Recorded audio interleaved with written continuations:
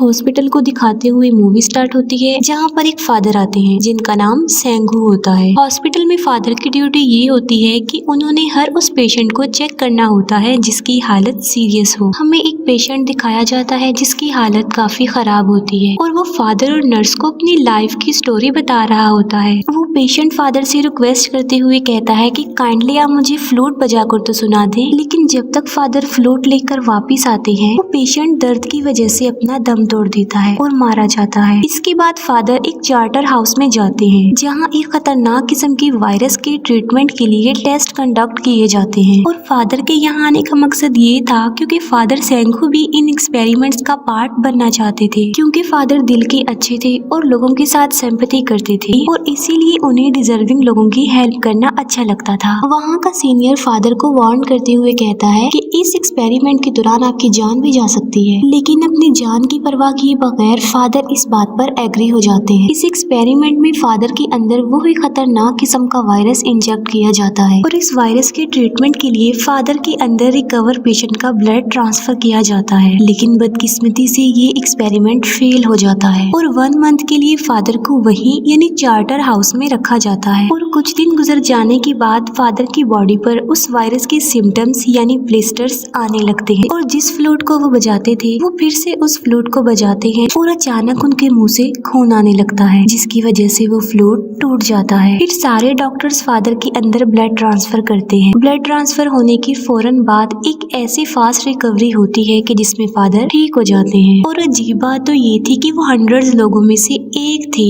जो ठीक हुए थे। इस इंसिडेंट के बाद सब लोग उन्हें जीनियस और लकी समझने लगे थे और उनकी रिस्पेक्ट पहले से कई ज्यादा बढ़ गई थी। फादर सेंगू अपने सीनियर फादर से मिलते हैं जो कि ब्लाइंड थे। फिर फादर एक बच्चे के बर्थडे में जाते हैं और वहाँ पर सेलिब्रेशन करके उस बच्चे को खुश करते हैं क्योंकि उस बच्चे को ब्रेन कैंसर था। तभी अचानक से वहाँ पर एक लेडी आ जाती है जो कि काफी घबराई हुई होती है। वो कहती है कि फादर मेरा बेटा बहुत बीमार है, प्लीज हेल्प कीजिए और मेरे साथ चलिए। उस लेडी के घर में पहुंचकर फादर को पता चलता है कि वो पेशेंट कोई और नहीं बल्कि वो फादर के बचपन का फ्रेंड था। फादर के फ्रेंड का नाम कैंगवू होता है और वहीं पर कैंगवू की वाइफ थी जिसका नाम ताइजू होता है। कैंगवू की मदर फादर को डिनर पर इनवाइट करती है और वहाँ पर हम नोटिस करते हैं कि फादर कैंगवू की वाइफ ताइजू में इंटरेस्टेड होते जा रहे हैं। कैंगवू जो कि अब काफी हद तक बेटर हो गया था और अब वो घर भी आ चुका था और घर में 3 लोग कैंगवू को मिलने आते हैं, जिनमें एक कपल था और दूसरा एक पुलिस ऑफिसर, और वो लोग वहीं पर फादर से भी मिल लेते हैं। वो लोग एक डाइस गेम खेल रहे होते हैं कि तभी हम देखते हैं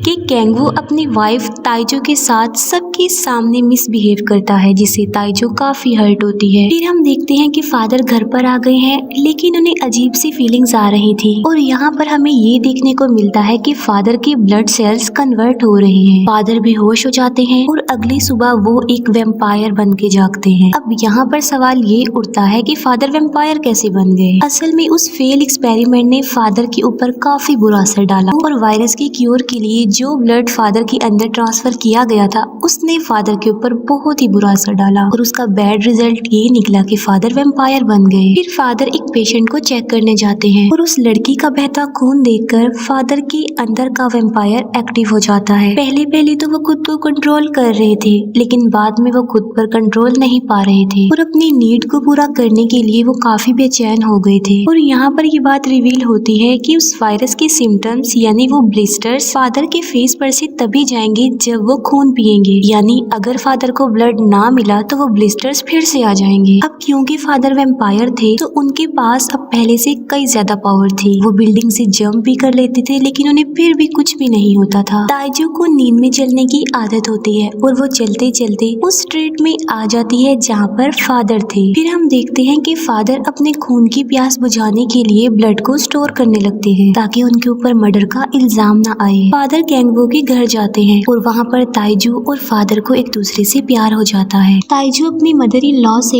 एक रात हॉस्पिटल में स्टे करने के लिए परमिशन लेती है तो वहाँ पर फादर और ताइजू मिलते हैं। अब वो दोनों एक दूसरे को काफी प्यार करते थे तो वो अपने इमोशंस को कंट्रोल नहीं कर पा रहे थे। फादर ताइजू को कहते हैं कि मैं तुमसे प्यार करता हूँ तो मैं तुमसे कुछ भी नहीं छुपाऊंगा और वो अपने वैम्पायर होने का सीक्रेट ताइजू को बता देते हैं, जिससे ताइजू काफी डर जाती है और वहाँ से भाग जाती है। फादर ताइजू को रिलैक्स करते हुए कहते हैं कि हम दोनों यहाँ से कहीं दूर चले जाएंगे और वहाँ जाकर जाकर हम अपनी लाइफ स्पेंड करेंगे, वो भी खुशी खुशी, और वहाँ जाकर हम अपनी हैप्पी लाइफ गुजारेंगे। ताइजू कहती है कि मैं इससे भी अच्छा आइडिया तुम्हें दे सकती हूँ, और वो ये कि तुम मेरे हस्बैंड को मार डालो, यानी कैंगवू को, और फिर वो दोनों आजादी से सरवाइव करेंगे। लेकिन फादर उसकी इस बात का कोई रिस्पॉन्स नहीं करते और फादर ताइजू को लेकर बिल्डिंग टू बिल्डिंग जंप करता है, जिसे ताइजू काफी इंजॉय करती है। फादर फिर से अपने सीनियर फादर के पास जाते हैं। वो सीनियर फादर सेंगू को कहता है कि मैं ब्लाइंड हूँ, तो प्लीज तुम मुझे अपना वेम्पायर ब्लड दे दो ताकि मैं अपनी आंखों से आखिरी बार इस दुनिया को देख सकूं। तब फादर सेंगू सीनियर फादर को इनकार करते हुए कहते हैं कि अब मैं एक फादर नहीं हूँ, तो मैं तुम्हें अपना ब्लड नहीं दे सकता, और वो सीनियर फादर को ब्लड नहीं देते। फादर ताइजू की गर्दन पर एक चोट को नोटिस करते हैं, जिस पर फादर पूछते हैं कि क्या ये कैंगवू ने किया है, और इस पर ताइजू यस बोल देती है, जिस पर फादर को काफी गुस्सा आता है। ताइजू, फादर और कैंगवू एक रिवर पर जाते हैं और वहाँ पर फादर कैंगवू से बदला लेने के लिए उसे पानी में डुबोकर मार देता है,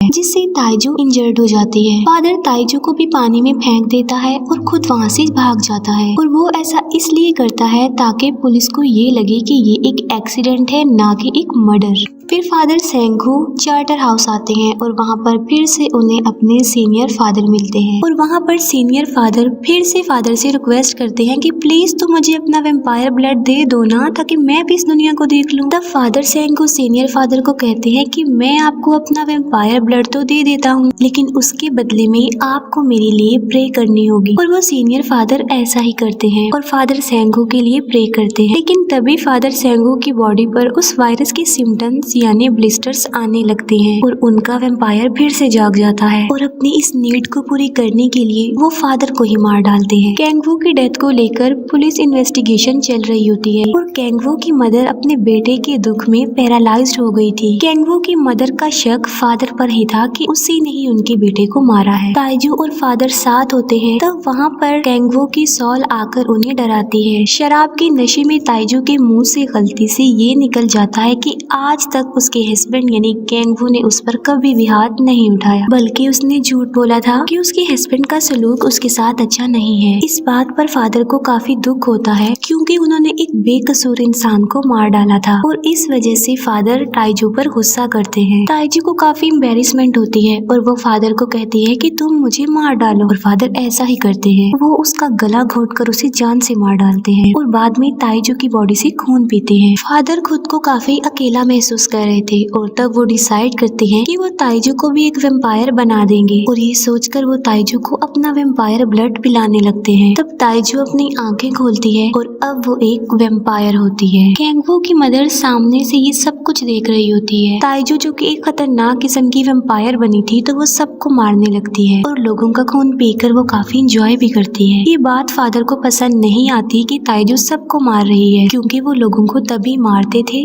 जब उनकी नीड पूरी नहीं होती थी और वो बर्दाश्त से बाहर हो जाती थी। फादर और ताइजू बिल्डिंग टू बिल्डिंग जंप करते हैं और एक दूसरे से लड़ते हैं। फिर कैंगवू के घर उसके वही तीनों फ्रेंड्स आते हैं, और वहाँ पर डाइस की हेल्प लेकर कैंगवू की मदर कुछ रिवील करने की कोशिश कर रही थी, और वो इशारों से उन लोगों को ये बता देती है कि उसके बेटे को फादर और ताइजू ने मिलकर मारा है। ताइजू कैंगवू के एक फ्रेंड को मार रही होती है, लेकिन फादर उसे बचाने की कोशिश करते हैं, लेकिन इसका कोई भी फायदा नहीं होता और फादर उस लेडी को खुद मार देते हैं। फिर वो लोग वहाँ से भागने का प्लान बनाते हैं। ताइजू, फादर और कैंगवू की मदर वो तीनों गाड़ी में बैठकर वहाँ से भाग जाते हैं। फिर वो लोग एक ऐसी जगह पर पहुँचते हैं जो कि काफी सुनसान थी, और वहाँ पर उनके अलावा और कोई भी नहीं था। वो सारी जगह ओपन थी कि अगर वहाँ पर सनलाइट आएगी भी तो वो नहीं बच पाएंगे। ताइजू समझ गई थी कि वेम्पायर सूरज की लाइट में मर जाते हैं, और इसी वजह से फादर जानबूझ के उन्हें वहाँ पर लेकर आए हैं। और ताइजू खुद को और फादर को कार ट्रंक में छुपाने की कोशिश करती है, लेकिन फादर कार ट्रंक को तोड़ देते हैं। वो लोग समझ गए थे कि अब वो नहीं बच पाएंगे। उन्हें अपनी मौत सामने नजर आ रही थी और वो अपनी डेथ का वेट कर रहे थे। फिर सनलाइट उन पर पड़ती है और वो जलने लगते हैं, और आहिस्ता आहिस्ता वो सारे जल जाते हैं और राख बन जाते हैं। ये सब कुछ कैंगवू की मदर देख रही थी, और उन्हें डिस्ट्रॉय होता हुआ, उन्हें मरता हुआ देखकर काफी खुश हो रही थी। और उन लोगों की कहानी खत्म होते ही ये मूवी भी यहाँ पर एंड हो जाती है।